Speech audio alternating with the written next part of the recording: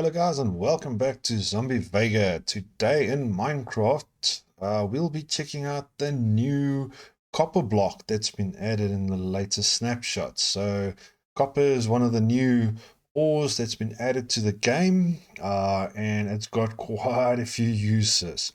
So this is just the basics video, checking out what it can do, what it is. So let's get right into it. Okay, so what is copper and how do you get that? Copper comes from these little copper blocks that we can mine down in the world. It generates from 0 to 96 level, I think, at the moment. It is subject to change, but yes, as you will be going down into the world, I wonder if let's go into spectator mode and see if we can find any. Right here, we actually have some copper blocks right here on the actual floor itself. And as we go down, we should be able to see more generate into the world. So yes, they will generate anything from 0 to 79 in the world, and 96 in the world. So yeah, like I said, it's they will generate as the other ores do. So yes, pretty easy to, like I said, yeah, we've got some generating right on the ocean floor. So let's switch back to creative mode here.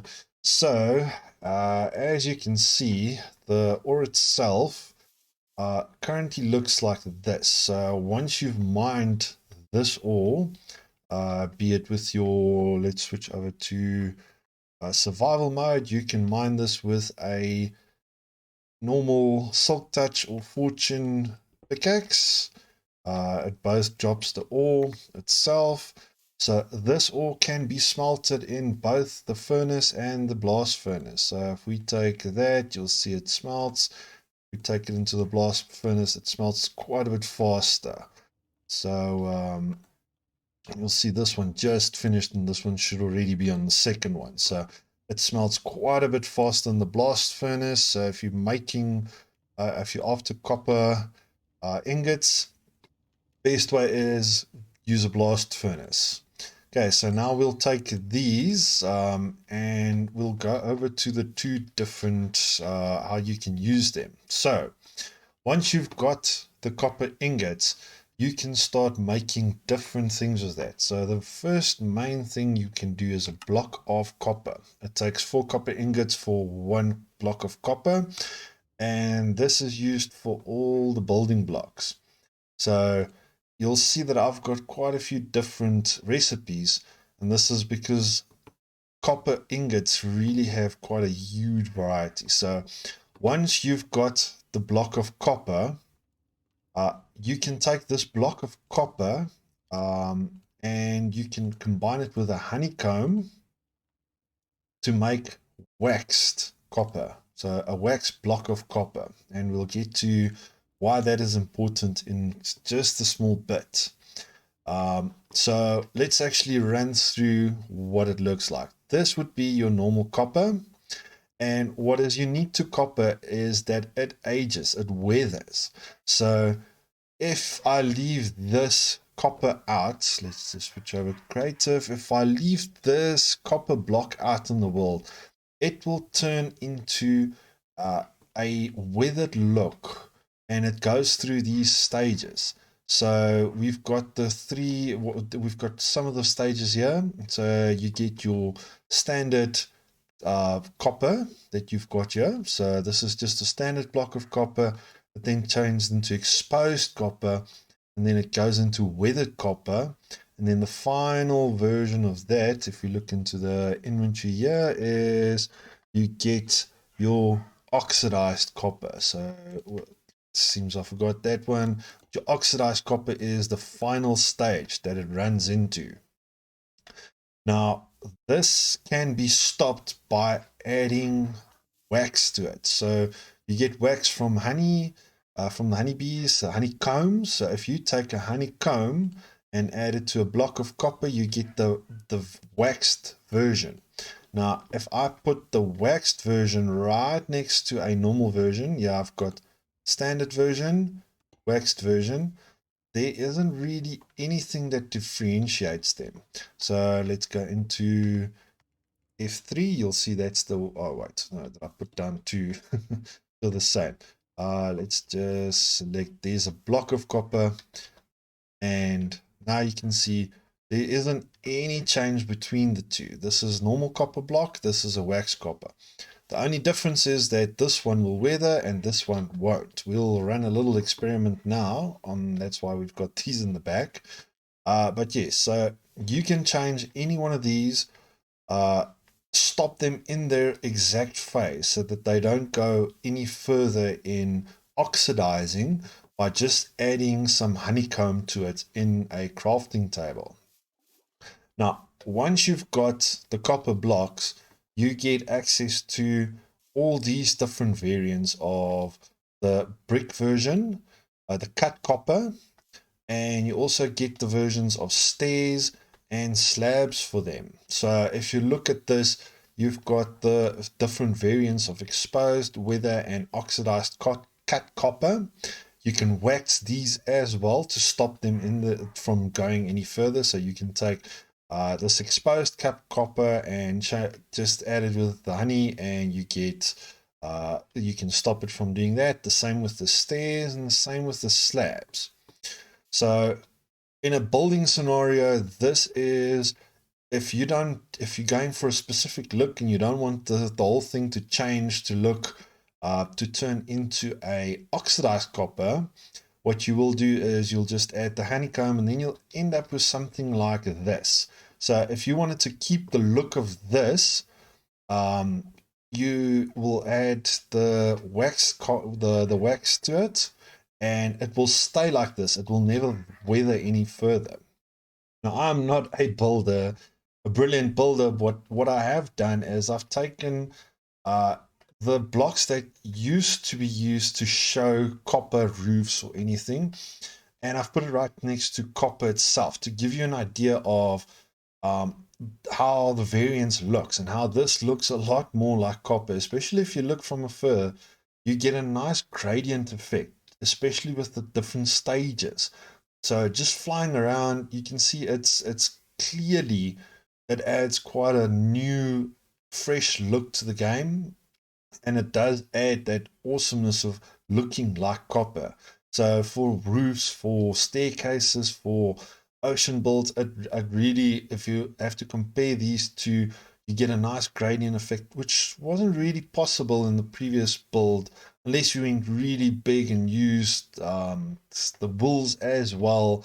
But for a small scale build like this, it was pretty hard doing that. Now, what I've also done is I've mixed in the copper with the actual, I think some of this is weathered because I haven't done this. So let's just do this. So I've mixed in the copper with some of the other blocks just to show that, you know what, it does, you get this really nice effect and you get this gradient. So it's a whole new block palette that we've got in the game. I'm actually pretty excited in using this in builds, because even me, the person that's more into that really can't build, I can use this. I can actually use this in a nice way. How do you get these blocks? Well, with the stone cutter. That is one of the ways you can do it. Stone cutter has the recipes for all this. If I put my block there, you'll see that I can get my wax copper blocks like this. A normal copper block turns into the waxed version. Oxidized copper block turns into the oxidized version. So stone cutter is the main tool for that, but you can also use the crafting bench to turn the cut copper, and as soon as you've unlocked that, you can do that from here as well. So you can get all of that via the crafting bench or via the stone cutter. The other uses for copper is that it can be used to craft different items as well. The first item we'll be looking at is the spyglass. So what you will need for that is 2 copper ingots and an amethyst shard. So using that, you get the spyglass. Now the spyglass is a zooming tool that you can use to zoom into different places. So you can use that to look as a spyglass would be used to look at far and distant things. Now, we have Optifine currently in the game that most people use to use for zoom. My only concern with the Spyglass is that it takes up an inventory slot. So, uh, with our inventories already pretty much cluttered, it would be helpful if there was a tool spot here that you could add the Spyglass to. Not your offhand, but another tool to use it there. It might then be a bit more useful and not taking up space in your inventory, but it makes quite a nice satisfying noise when you zoom in. And yes, if you look at it, you can actually see yourself zooming in with it. The second use for copper is creating lightning rods. That's just 3 copper ingots. So if you've ever played Minecraft and had a wooden roof and you don't have fire tick off, you would have had the issue of your build being burnt down by lightning during a storm. Or you had a village breeder or a village setup and your villagers turns into witches. This will prevent that. The lightning rod will attract lightning within a radius, and within that radius, you can then stop the lightning from hitting your actual build and stopping the fire from destroying your build or destroying your villager farm. Now, another use you could use this for is most likely for making a charge creeper farm. So, because the lightning will be attracted to the lightning rod itself, you will be able to do a creeper farm with that. Charge creeper farm. Pause.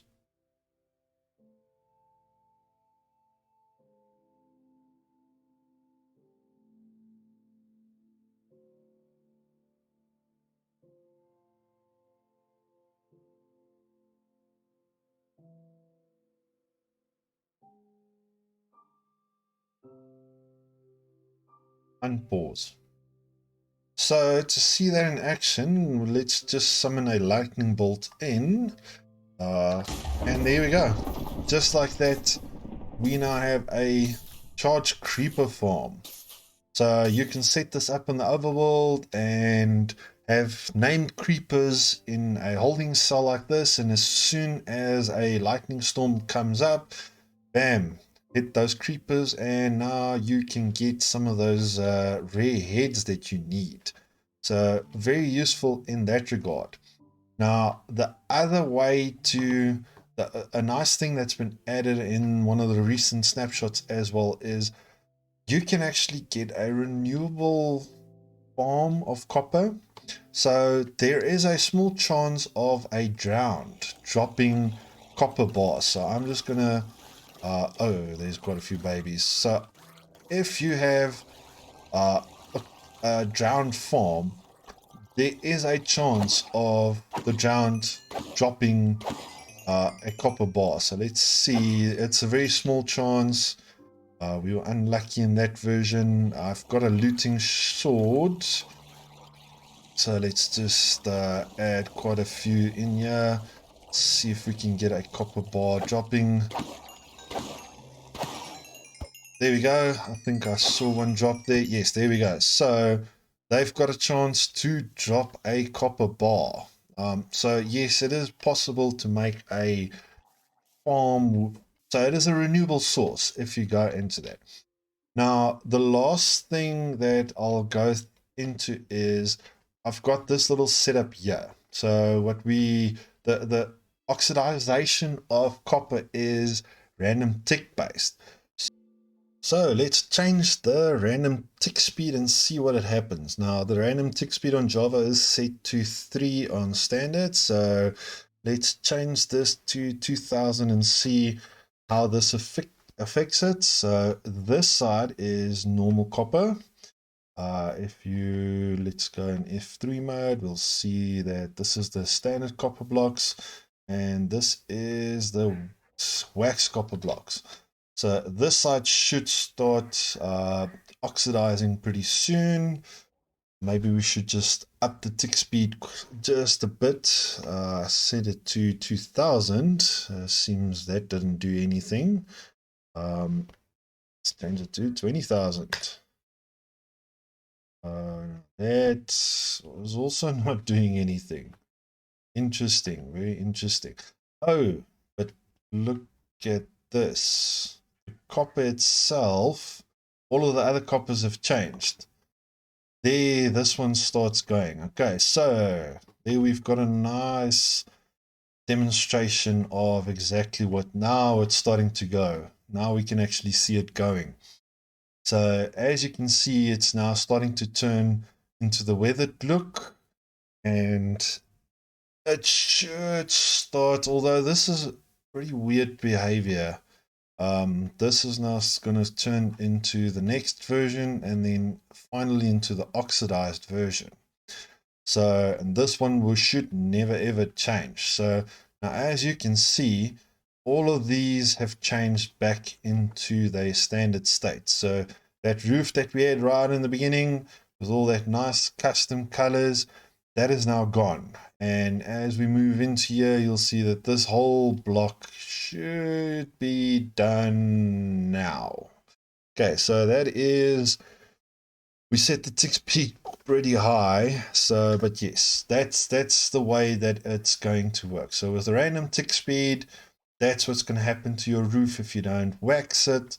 That's the way the copper is going to work, and as you can see, everything here has changed back into the normal variants. The only one that doesn't change is your lightning rod that has no weathered effect. There's only one version of that. But that's about it, guys. I hope you found this interesting. If you like what you saw, hit that like button. If you want to see more of this, hit the subscribe button. Until next time, this has been Zombie Vega. Bye.